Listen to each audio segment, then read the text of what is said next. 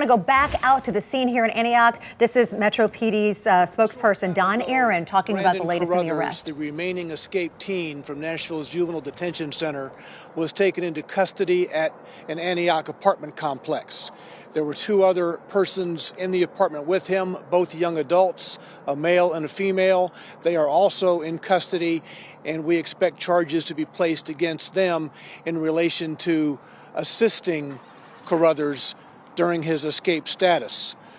Here with me this afternoon, Lieutenant Blaine Whited, the head of the police department's Juvenile Crime Task Force, and also United States Marshal Denny King for the Middle District of Tennessee. The U.S. Marshals Service received special permission to assist us in the search for Brandon Caruthers. As you all know, he had been his juvenile case, armed robbery, had been transferred to adult court.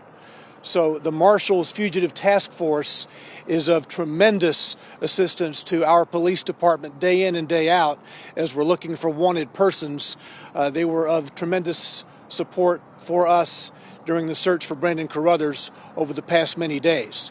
I'd like Lieutenant Whited to begin speaking with you about what happened today and the significance of today. And of course, Marshal King is also available to speak with you after Lieutenant Whited. Blaine. Hello, it's good to see everybody again. I'm glad we're under a little bit better circumstances this time. It's been a extremely long several days for the Metro Police Department. Very specialized units. I know I speak for the officers in the Juvenile Task Force and working with officers in specialized divisions on our gang unit and the marshals on the Fugitive Task Force. There's not been much sleep going around since the 4 fugitives escaped from the Juvenile Detention Center on November 30th. So definitely owe a thank you to a citizen in our community for calling in a Crime Stoppers tip on Mr. Caruthers today. That tip was invaluable to his apprehension, and I will be submitting paperwork this afternoon so that citizen receives compensation for their tip leading to his arrest. That's what community is all about, and I thank you, and the police department thanks you, the city of Nashville thanks you for coming forward with that information. So today, the Juvenile Crime Task Force, along with the United States Marshals Service Fugitive Task Force, acted on that tip. Furthering their investigation, we led to the apartments on Arborcrest Boulevard, the 100 block of Arborcrest Boulevard. During the course of our investigation, we were able to obtain enough evidence to obtain probable cause. We obtained a search warrant for that apartment. Due to the level of danger that Mr. Caruthers poses not only the community, but the law enforcement community, our police officers, we turned that warrant over to our Special Weapons and Tactics team to serve this afternoon. Our tactical team served that warrant this evening, and located inside was Mr. Brandon Caruthers, along with an AR-15 assault rifle and many boxes of ammunition for that rifle. And that rifle did contain a magazine that was loaded and ready to go. Again, I want to reiterate, Mr. Caruthers is now off Nashville streets thanks to citizen tip, and I hope citizens of Nashville can sleep a little bit better tonight knowing that he is back at the Juvenile Detention Center and no longer roaming Nashville streets. Any questions?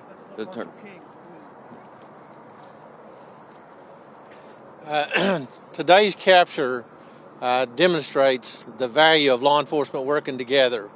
We're so grateful to be a part of the operation and being partners with Metro Nashville and our other Middle Tennessee law enforcement partners that makes up our Middle Tennessee Joint Fugitive Task Force. And we're just grateful for an incident, without incident, the arrest and capture of Caruthers.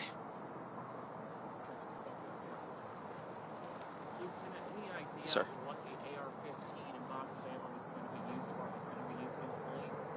We don't know that, but again, I think that is proof as to why we were able to utilize our tactical team to serve that warrant, is because we know the danger that he poses, and then that just reconfirmed it was a good reason to utilize that tactical team this evening. Because if it had not been for them, just routine police officers walked up to that door, it could have been a really been a bad day for those police officers. What was the mindset as they went up to the door? As always, just caution for the residents in that apartment complex, the visitors in that apartment complex, for the unknown occupants that are inside that apartment that could have nothing to do with what we're there for. And then, of course, the officer's safety and the fellow officers that are standing next to him.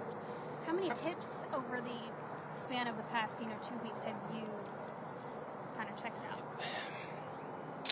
As far as from the community, I would say we received, in the neighborhood approximately 10 Crime Stoppers tips.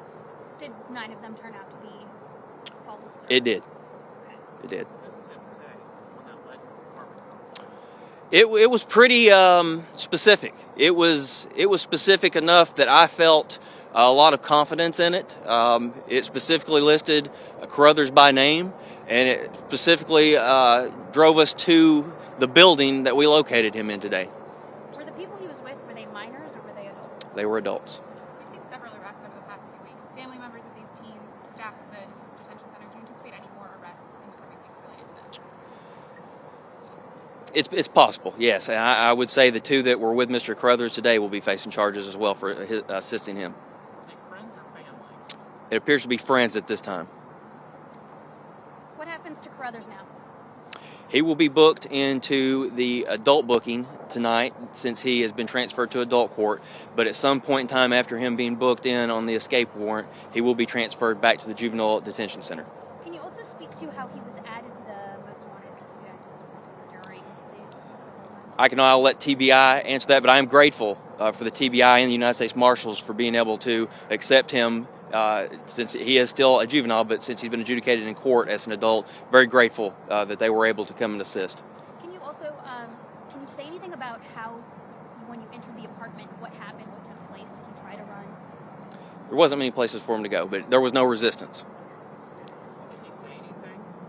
He's being interviewed as we speak. I wanted to ask, you said you all had like a tactical team go out there instead of a common officer. What's kind of the difference of approaches when you all approach a situation like this? What's kind of the differences? Well, when our tactical team comes out, they go out to slow things down. It works off of their speed. They're able to bring enough officers and equipment to the scene to where we don't have to rush. It's on their time schedule and not the suspect's time schedule. We make sure we get a good tight perimeter set up, and then we ask them to come out and follow directions, and then we get in no hurry. Is it safe to say that tipster would get the whole $10,000? I think it would be safe to say that. So when this first started, you had 2 different shifts around the clock. Did that continue even after 3 of them were caught? You just said it's one lingering team. It did. Okay. So y'all been on overtime this entire time? We have. A lot of hours.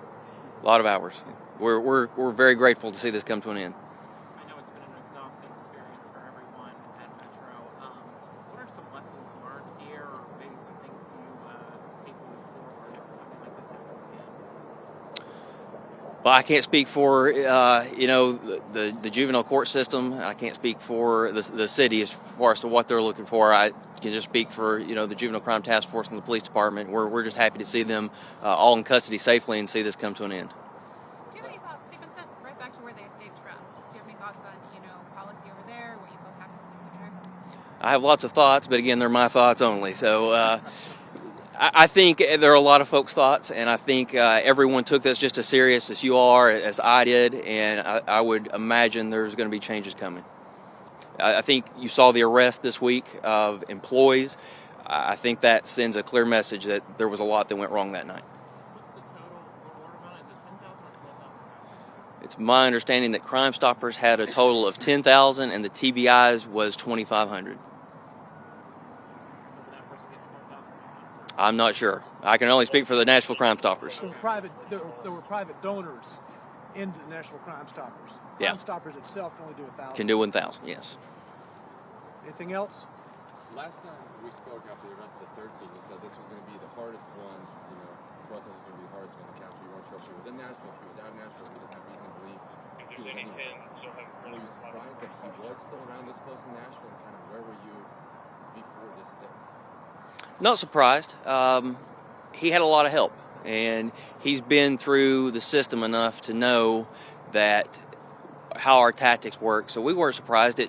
We were the officers from the task force were the ones that arrested him the last time, and it took us several months to actually apprehend him then. So we knew how difficult it was going to be to actually find him.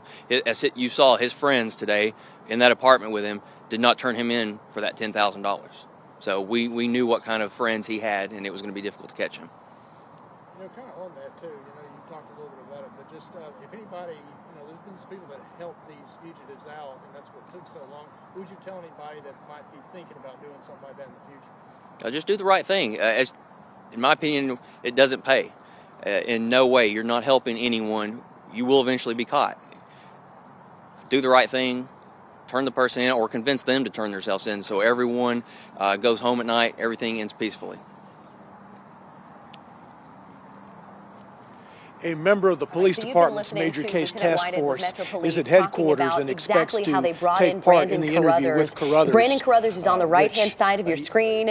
That's his mugshot that you're seeing. He was the fourth escaped teen that literally since November 30th they've been looking for him, and he was the remaining suspect that hadn't been caught. That's right, and as that officer was explaining, it was a Crime Stoppers tip, a very specific one that led to Caruthers' apartment, a tactical team going in there after getting an arrest warrant, and indeed, he is back behind bars right now. I think one of the most alarming things, Lauren, coming out of this news conference is what they found inside. We're talking about the AR-15, they were telling us, assault rifle, and many boxes of ammunition.